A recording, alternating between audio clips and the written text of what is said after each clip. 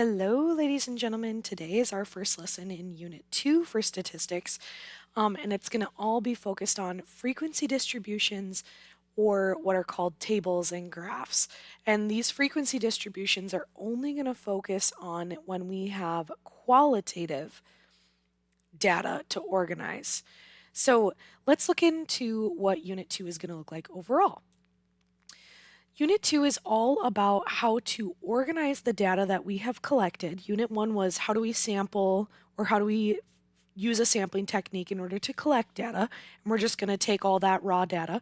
Now we're taking that raw data and we're sorting it somehow. So I love this visual because this shows like the whole entire like statistics process. So that raw data is the collection stage when you're just gathering all the Legos, if you will. Then when you start organizing or sorting your data and organizing it into like colors, stuff like that, then our calculated is like each of those colors are going to be arranged in some way, or we're going to find some unique properties or features or characteristics of those data pieces. And then graphs are how we're going to visually represent those things. And then, of course, if you ever have to present your graph and explain the research or the findings that you found in your research, then you're telling a story with all the things that you've built in your research.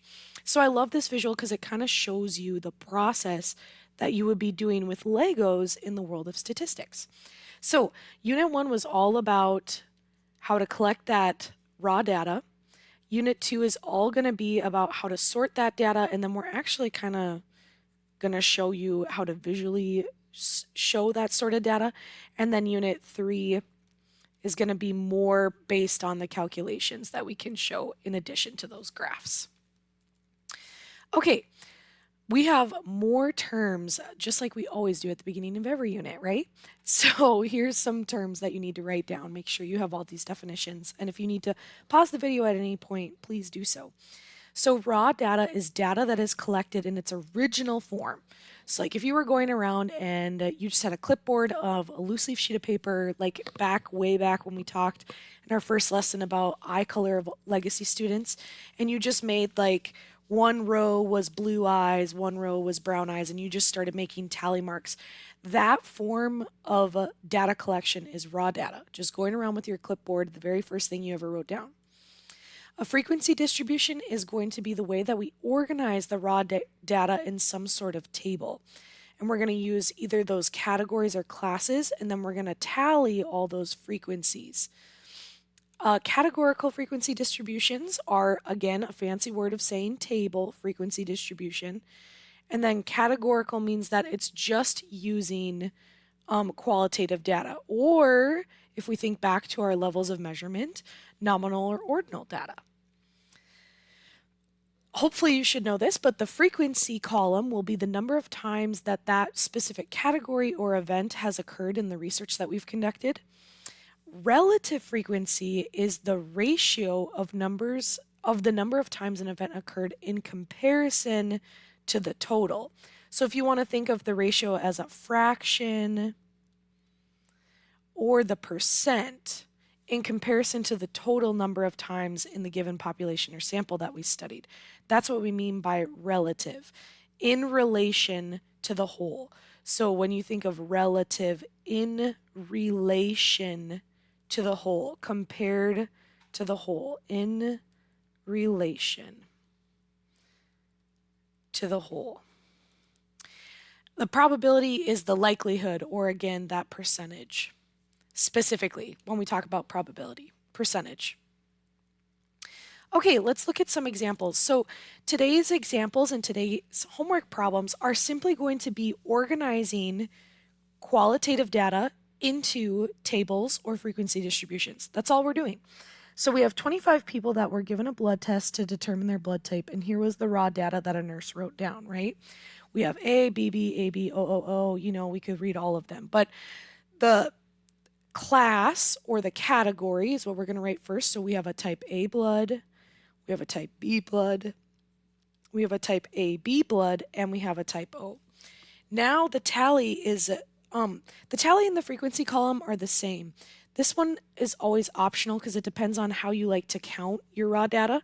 So if you want to go like one data point at a time, like A, here's a tally, B, here's a tally, B, here's a tally, A, B, that's a tally. O had 3, so there's 3 tallies. Then we're back to B, here's another tally. Then A, B, then 1, 2, 3 more B's, 1, 2, 3, then O, then A, then O, then A, then 3 more O's, then another AB, then another AB, an A, an O, a B, and then another A. So that tally column is completely optional. Like some of you might be thinking like that was completely pointless. I could have gone through and just counted how many A's they were, wrote it down in the frequency column and said there were 5 of them. That's fine. You do not need to use the tally column, but if you are a disorganized counter like I am and get easily distracted, maybe the tally column will help you go in order to not miss a single data point. Okay, then it looks like we have 5, 6, 7 type B blood, and then we have 4 AB, and then we have 5, 6, 7, 8, 9 type O's. So the relative frequency then would be, we said there were 25 people in this whole entire study that the nurse sampled. Relative frequency would be 5 out of 25. So again, relative frequency can be written as a fraction. Of course, as a fraction, you would want it reduced. So 5 out of 25 is equal to 1/5. Or you could also write it as a percent, and 1/5 as a percent would be 20%. So then our relative frequency for type B would be 7 out of our total 25, and then type AB would be 4 out of 25, and then 9 out of 25 for type O. And because the top category said percent, let's just do a percent for each of these. 7 out of 25 would be 28%. 4 out of 25 would be 16%, and then 9 out of 25 would be 36%.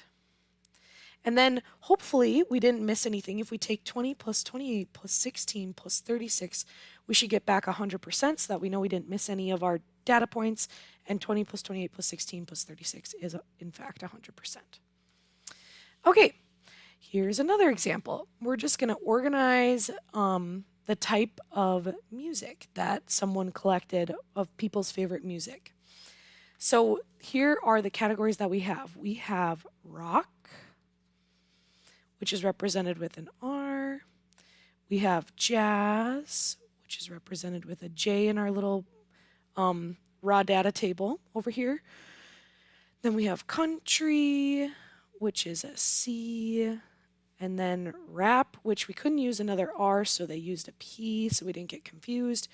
And then top 40 with F representing the top 40 for the number 40. Okay, so we have a P for rap. We have an R for rock. We have an F for top 40. Another P for rap. Another F for top 40. Then it looks like we had another F. Then we have another R. Then we have another F. Then we have another 2 raps.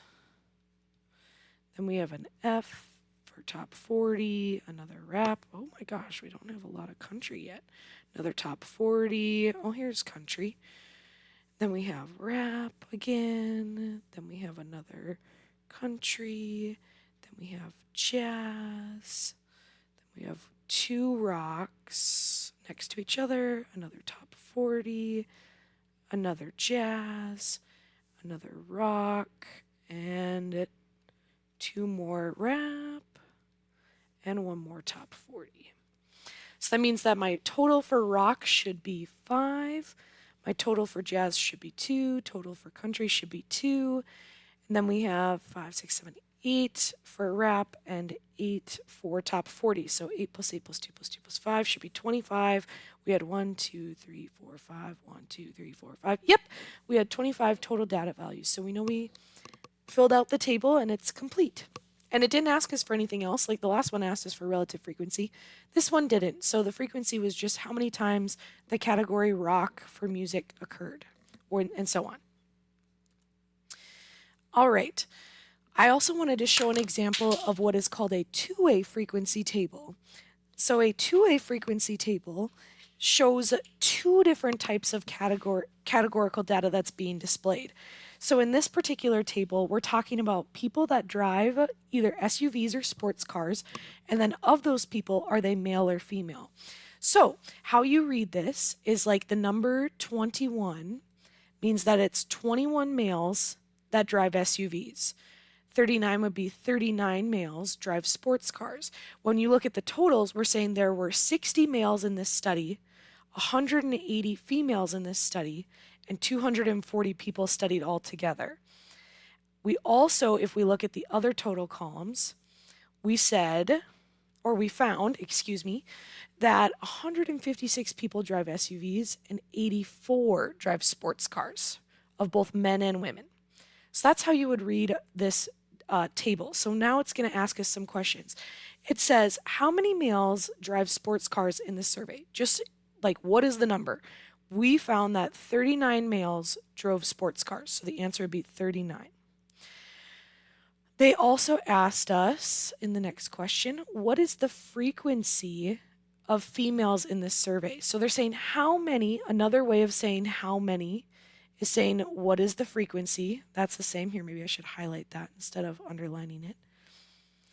I'll highlight that. That's the same way of asking how many is what is the frequency. How many females were in this survey? We're just asking for a number. We found 180, or we surveyed 180 females in this survey. Now it's saying what is the relative frequency. Remember, this is the percent or the fraction in relation to the whole. It says what relative frequency of males that own SUVs. So in relation to the whole would be out of 240. They're asking how many of the 240 people were males that own SUVs. We know that there were 21 males that owned SUVs. So 21 divided by 240 as a reduced fraction, if you really wanted to, is 7/80ths. Or as a percent would be 8.75%. Then it says, what is the probability that a randomly selected female, so again, we're looking for a percent, that a randomly selected female owns a sports car from this survey. So they're saying, assume we grab a female from the survey, which means our total in the denominator should be 180, not 240. They're saying out of the 180 females that we surveyed, what is the probability that one of them owns a sports car? So out of the 180, which ones own a sports car? So that's 45. So if we take 45 divided by 180, that is reduced to 1/4 or 25%. 25%. There we go. Okay, we will get more practice with organizing qualitative data and reading and organizing. Even though we didn't look at an example in the notes today on how to organize a two-way frequency table, we will get some practice on how to organize those as well, given some raw data. But that is all I have for you today, so I want to thank you for taking good